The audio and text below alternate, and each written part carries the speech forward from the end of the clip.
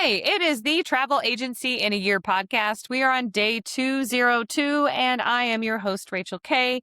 If this is the first time you're coming to an episode, which maybe it is, I think about, nope, that's a different number. Back up, Rachel. I am a travel agency owner.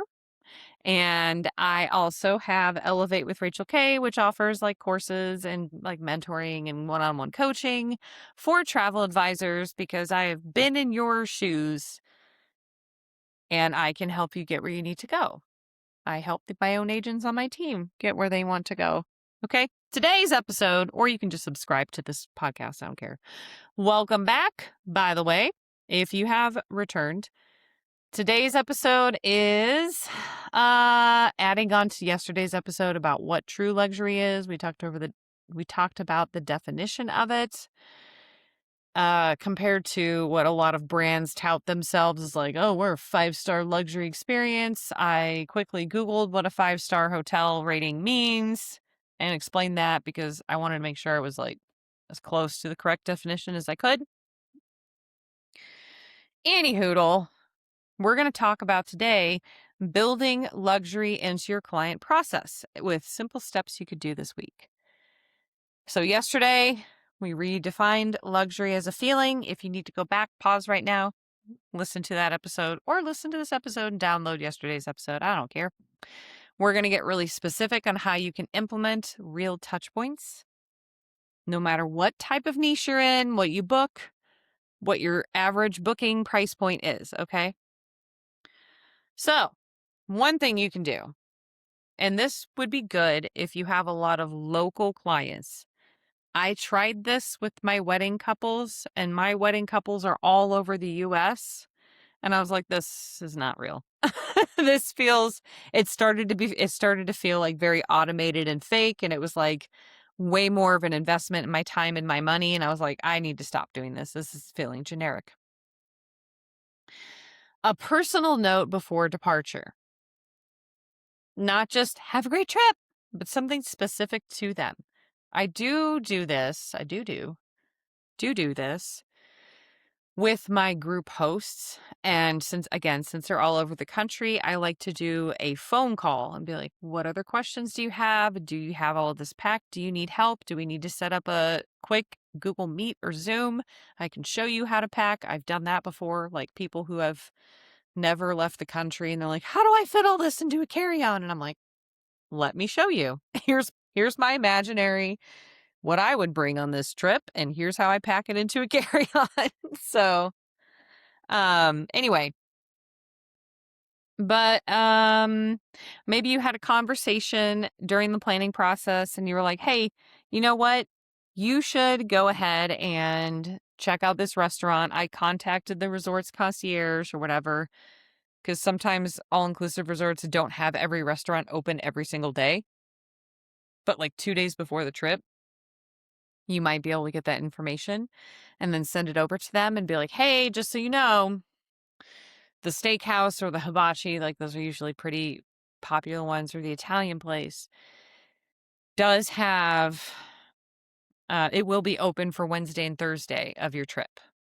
Like something simple like that. Any kind of reminders of anything they've ever mentioned about being nervous about. Mid-trip, you can set up an email or send it yourself. I like to do this for my wedding couples. I will send an email just to the bride and groom the morning of their wedding day and be like, I can't believe it. It's been like however long it took, and now you're here, and I hope you have the best day ever. I will add personal touch points to it. I'm still here for you until you get back, and I would love to have a call once you get back. Blah, blah, blah, blah, blah. Like that kind of stuff. I do a mid-trip one. I have an automated one for the wedding guests, and then if there are any wedding guests, like the parents or someone that really rode the struggle bus with getting to that destination, I will personally check in with those people because I'm like, they clearly need help. You know, most people won't need anything, but the message itself is the touch point. It tells your clients that you are still there, you're still thinking about them, and not just present until the commission, well, until they make the deposit on their booking. And I will say, the first time I booked with a travel advisor, I don't know if she's still working in the industry, but I have seen her around a few years ago, and I was like, it's my inspiration. She sent me a check-in email on my honeymoon, like 2 or 3 days into like a 5 or 6 day honeymoon. I don't remember how long it was. But I remember being like, "Wow, this is so nice, even though I don't need anything. And why am I checking my email on my honeymoon?" But I was just like bored one morning, and I think I saw it like a day or two after, and I was like, I felt so taken care of with her. Even though it was like a freaking Royalton, but I was like, "Wow, this is the best thing ever." Anyway, the welcome home follow up, and if you can. You can send it as a text separate and just be like, "Hey, I sent you our generic welcome home email, but also, how was your trip to Dunn's River Falls? Or how was your trip to the cenote? Or did you end up getting dinner at the hibachi place while you were there?" Or like something personal to the trip. This shows that you actually remember the details of those people and the itinerary, which most clients don't expect from anyone. Proactive problem solving. If you hear of a flight's delay, or maybe you're watching the weather on the way between where they are at home getting to destination or vice versa, you can reach out before they wonder if you've even noticed. Um, this one single habit, being ahead of the problem instead of reacting to it, does far more for a client's sense of being cared for than almost anything else on the list. So you can reach out to them. I mean, I do this with my groups. I kind of monitor the main airports, and if they're all like generally Midwest, I'll look at the weather patterns and anyone in the way, like in the path of possible bad weather. I'll be like, "Hey, I am monitoring the storms. I know you booked your flights on your own, and I'm here if you need anything, like if you run into any delays." Um, anyway, so let's talk about the Ritz-Carlton model. I learned this way back in a hospitality slash culinary arts school because I've had pretty much every major on the face of the planet. um, so it's called the Ritz-Carlton model because it's how the Ritz-Carlton trains every single employee around a 3-step service model. And it's a warm and sincere greeting, anticipating each guest's needs, and a fond farewell. The middle step, anticipation, is the one that actually separates forgettable services from remarkable service. A warm greeting and a nice goodbye, those are just basic AF. But what people remember is the moment in between where something was taken care of before they even had to ask. And I've mentioned this in past episodes where I'm like, "Oh, hey, I had to learn to understand the principle when I was a butler. And I had to learn, I quickly learned if his water bottle that he had to have on his desk while he was working was, for him specifically, if it was 50% because he didn't want the water too cold, that was when I would have to grab a new bottle, untwist the cap, but twist it back on so it was easy for him, and just quietly place it at his desk so that he had it and it was warm enough, not super chilled from the fridge, but warm enough and already easy to open. And then I would just kind of keep an eyeball. And once he switched them out, that other one was gone. That was something for him, it was about 50% empty bottle. But like when I was a server, even people were like, "Wow, you're a great server." Places I worked at always had free refills. So I would monitor like how quickly every person at every table was drinking their drinks. Because some people chug that stuff down and some people sip. Okay. And if it was a dark soda, um, once that once that ice starts becoming kind of clear looking, I just have a backup. So it could be like a third full, but I'd be dropping off a full fresh soda for them. And they'd be like, "Wow." And that really helped my tips, by the way. Little things like that. If I could see through like the beer stein and I knew the bar was busy and it was like 2/3 to half empty, I would go ahead and ask them, would you like another beer? I'll put it in now so it's out whenever. And they'd be like, wow, okay. Because I didn't want to just charge them for it, Anyway, you can build a version of this, like I just mentioned, as a server. You can build a version of this into your own client process. A warm personal greeting at the start of the relationship, genuine anticipation of needs throughout the planning and the trip itself, and a thoughtful close once they're home. 3 simple checkpoints applied to every client, regardless of their budget or trip type. Now, I bet you're thinking, how the heck do I learn how to anticipate instead of just guessing? Anticipating a need isn't about guessing or being a mind reader. It's a skill built on active listening. And I've talked about active listening in past episodes. We're going to bring it up again. There is real research behind why it works. There's a study on hospitality service failures, which, pause, let me talk about that for a second. Travel agencies are primarily sales and marketing. And when you are thinking about your client experience, I would definitely recommend pulling from blah, blah, hospitality services, because you are often booking hospitality services. So why not be aligned with them, right? So anyway, a study on the service failures in the hospitality industry, which is like hotels, restaurants, bed and breakfast, found that when staff genuinely listened to a guest's concerns and acknowledged them, it didn't just resolve the immediate issue, it made like their guests feel like they were receiving preferential treatment, which measurably increases the overall satisfaction.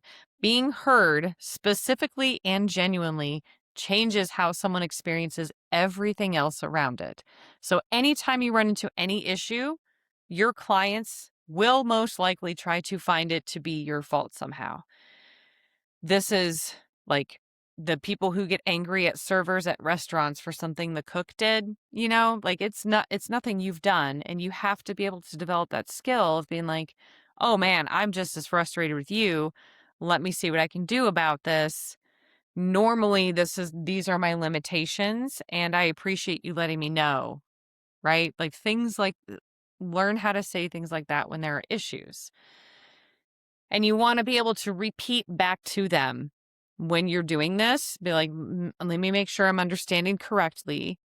This happened. And you want to make sure that you are expressing like their frustration and what happened. And you want to make sure you communicate back to them what they said to you to demonstrate you are listening. And if you are incorrect, they have the opportunity to correct you at that point. So how do you build this in your own like consultations so that you can like start anticipating needs? Listen for what's said underneath the request. A client asking about like kid-friendly resorts or cruise lines might really be asking about not having to manage every moment of the trip themselves, so that you can proactively suggest a resort with a kids club, not just a pool. A client who mentions their last trip was kind of stressful and maybe they said they worked with another travel agent, didn't feel supported. They're telling you what to specifically avoid this time, even if they never say it directly again. Here's another crazy example. I actually was talking to a colleague of mine, and they said, "Oh, I got this cruise request and they wanted something calmer and less stressful and like fewer kids for the cruise." And if you're listening, no, I'm not going to name names. It's fine because I know you're listening to the podcast. But this is a really good example of this active listening and being able to anticipate needs. And they were like, okay, so they sent some brands that were like quiet, right?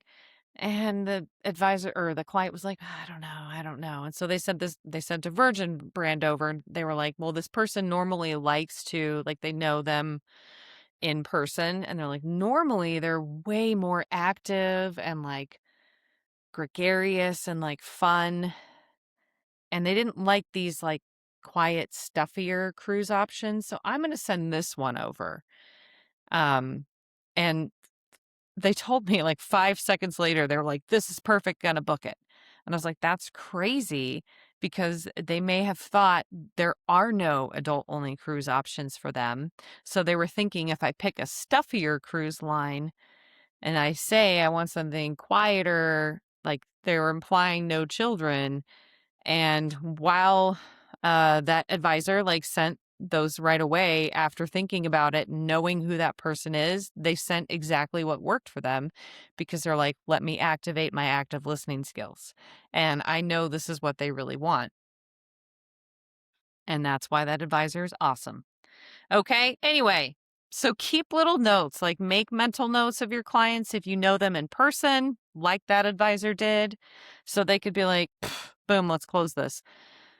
Not just like the trip logistics, but like personal details, maybe an allergy that's mentioned in passing, or a milestone they're celebrating, or a fear from a past trip or experience. Um, Another study to back this up, Apple. I don't like Apple. I don't care. Apple's retail training. This was something I had to learn extensively about when I was actually working towards my leadership degree. They describe this as listening for both the expressed and unexpressed needs, the stated request, and the thing underneath it that the person may not think to say out loud. So, referencing these details later without being asked is what creates the feeling of being anticipated rather than just simply served. And like everything I just said applies to that advisor's experience where they're like, wait a darn minute, this is what they want. You know? Like why am I only listening to the stated needs? The real need is they want this. And they were kind of like, maybe they'll like, this is my other option, you know, like this is it. This is what I think is the best. And it works. You don't need to completely overhaul your entire process this week. Just pick one touch point from today's list. Maybe do a practice run through of a consultation with someone, and you definitely want to do it as like a role play sidebar. Like they need to have an unexpressed need, and you need to tell them that like you have a need that you're not going to expressly communicate with me, and I'm going to see if I can figure out what that need is. Like kind of role play that on the consultations, like practice consultations. Anyway, you don't need to overhaul everything. It could just be like during mid-trip check-in. It could be maybe during the consultation, do that role playing. Maybe it's better notes that you take during your consultation so you can pick up that information quicker. And just build it into your SOPs in your next client interaction. Test it out, then make it part of your SOPs if it's working. Luxury service is built through consistency of the small moments, not the big grand gestures, not the spammed all over Instagram hottest new locations and destinations. No, that's bougie. Sorry if that's what you are into. But okay. So that closes out the stretch on the luxury services, what it actually means, how to build it into your travel business, and the fact that most of you are already being luxury travel advisors, regardless of your niche or your client's average spend. Yeah, that was day 202 of the Travel Agency in a Year podcast. Have a wonderful day. I will see you tomorrow.